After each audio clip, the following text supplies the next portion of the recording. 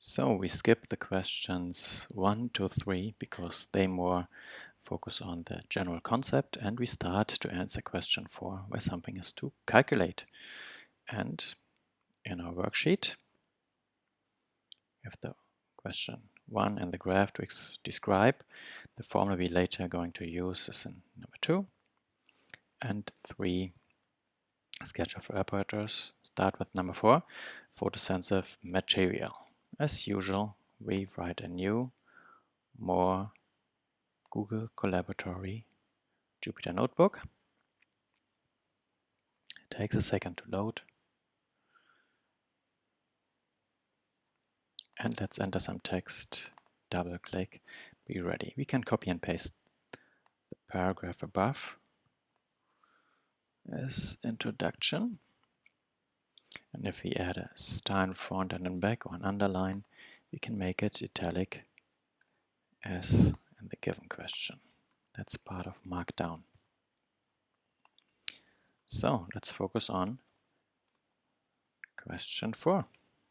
And we can copy this one as well.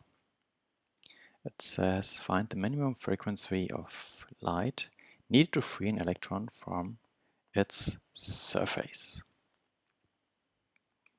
Well, let's see what's given. And we have given the work function of this material. So work function is phi slash phi, and it's a capital Phi. So write phi equals 2.35 electron volt. Work function of the photosensitive metal. That's it, more or less.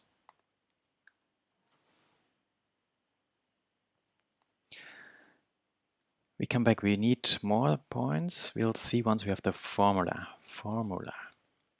So which formula should we use for this question here? Well, let's go to our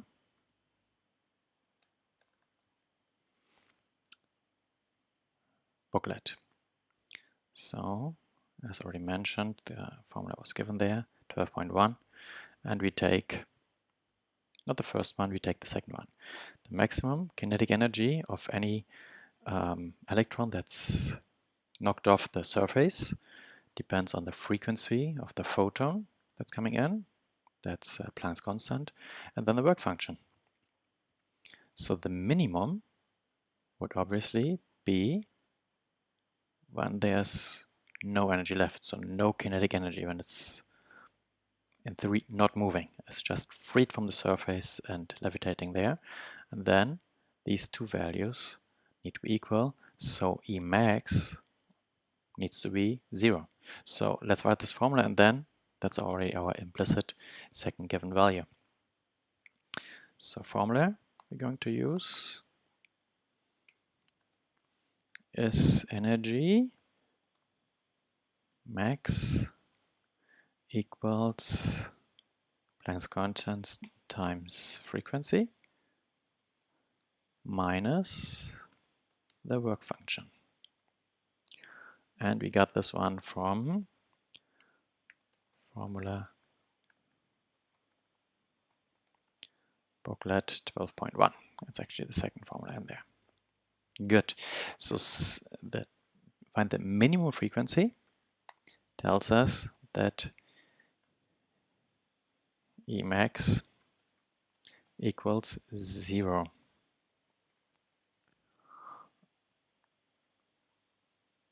Implicit from minimum frequency. That's why we use this one.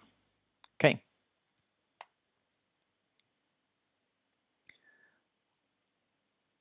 Maximum 0. And then we can theoretically write the solution.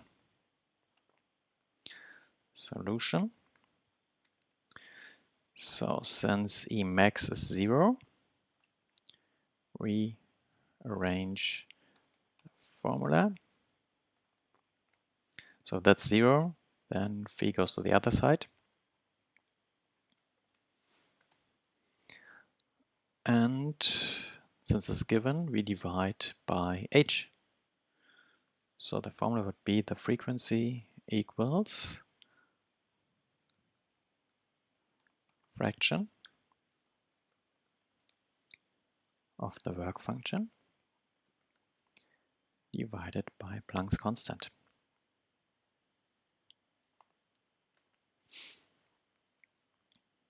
So far so good. Let's calculate this one. So we have given, let's call it phi equals 2.35. That's the work function in electron volt. And it's good that we write the unit here as well, because we'll see in a second that we have to get a good answer. Obviously we need h as well.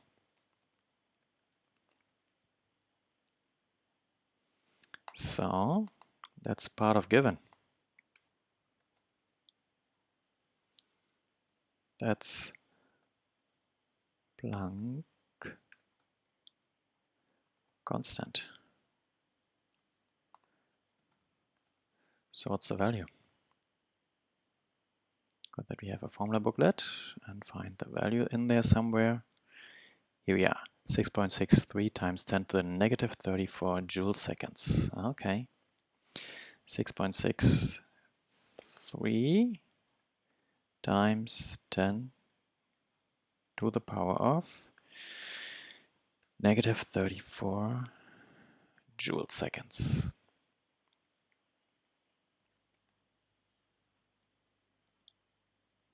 Okay, let's see.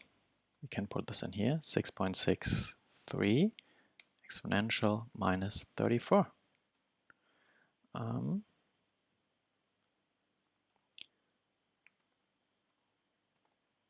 Planck's constant in joule second. So technically we would say the formula assembly frequency equals phi divided by h, and then we just print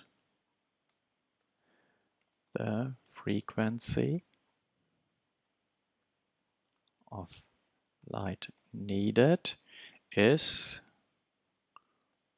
placeholder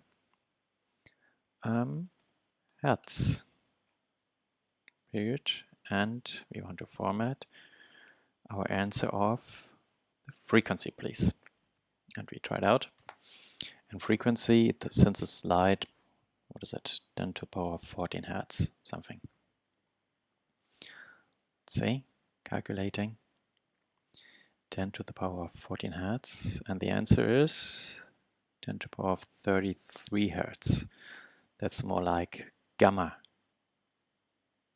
So something is obviously wrong. And let's see where we can find our mistake. Electron volt, and here we are, electron volt. But Planck's constant has energy not in electron volt, it has it in joules. So how many joule is an electron volt? Well, it's good that we know the energy of an electron.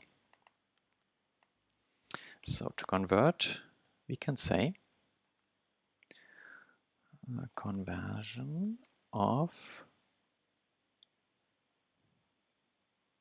energy to joule, because the charge of an electron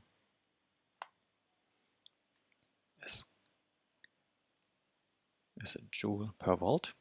Coulomb is a joule per volt. So we need just the charge of an electron, the elementary charge. So 1 electron volt equals whatever joules. And it's something small to the power of maybe 19. So it's the same number as the electron charge, and it's in the formula booklet right below there. So here we have Planck's constant with energy, and Coulomb is just a joule per volt if you convert the unit. So if you have electron volt, then you have joules per volt times the volt. Volt cancels out. So then you convert the coulomb per volt times volt into joules. So number is 1.60 times 10 to negative 19. We have some more decimals that were defined last year in 2019 with a little bigger precision, but that doesn't change our numbers here for this one. So 1.60 times 10 to negative 19. 1.60 times 10 to negative 19. Joule conversion of electron volt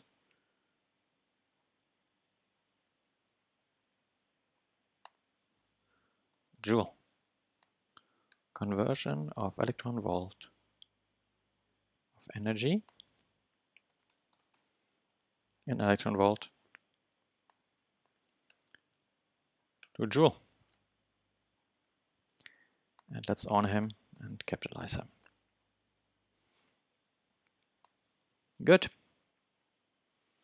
Now let's see if we get something in the range of 10 to the power of 14. That's the frequency for ultraviolet light, which we, well, kind of need. 2.35. That's blue to ultraviolet. Okay, let's put this one in here. So next number we need equals an electron volt equals 1.60 exponent minus 19.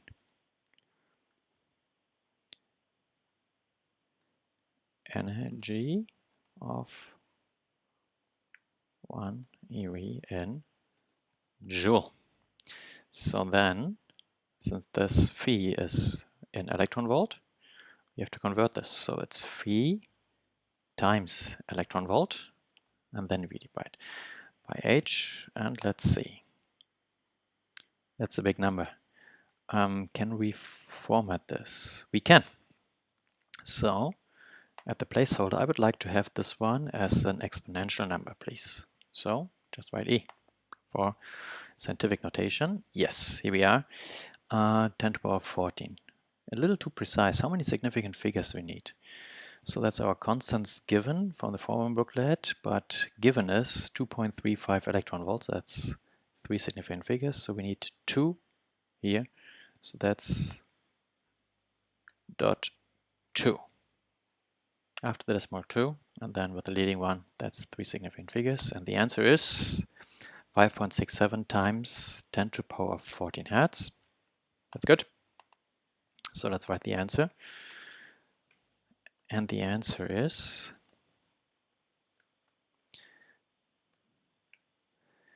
well, actually it's the minimum frequency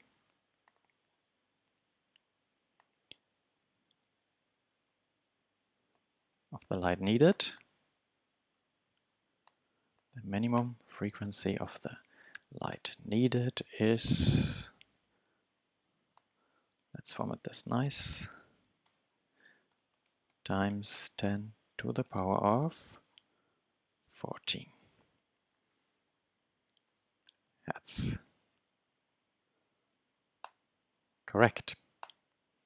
So we've done a good job.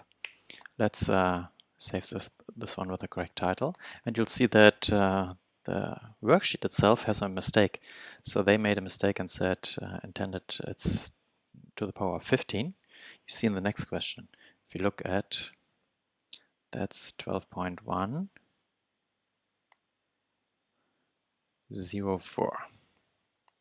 Look for the next question. It asks for 9.85 times 10 to the power 15. So that's like 17 times bigger. Doesn't make sense. That's extreme ultraviolet. That's vacuum ultraviolet, where you have no transparent material on the planet. So you have, if you make an experiment in laboratory, you need just vacuum chamber. If that's 14, which is intended to be, it's still higher, like roughly 50%, 9.85, 5.67. This makes sense. So then you have some kinetic energy of the electron left, and that's some ultraviolet near ultraviolet UVB, I think, from the range, makes sense to kick off an electron. So they made a mistake here with 10 to the power 15. This should be 10 to the power 14, and then we are in the correct range. So here you have it. Frequency 5.67 times 10 to the power 14 Hertz. Calculated, and if you like, you can enter this one here as well. No need to. It just looks nice. So that's 2.35 electron volt.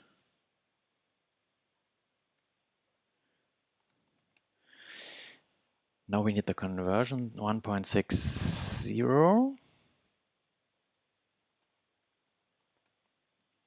times 10 to the power of minus 19, and h is even smaller, 6.63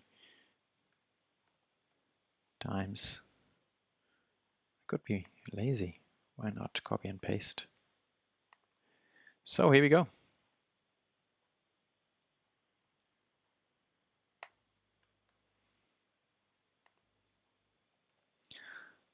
And we get our 5.67.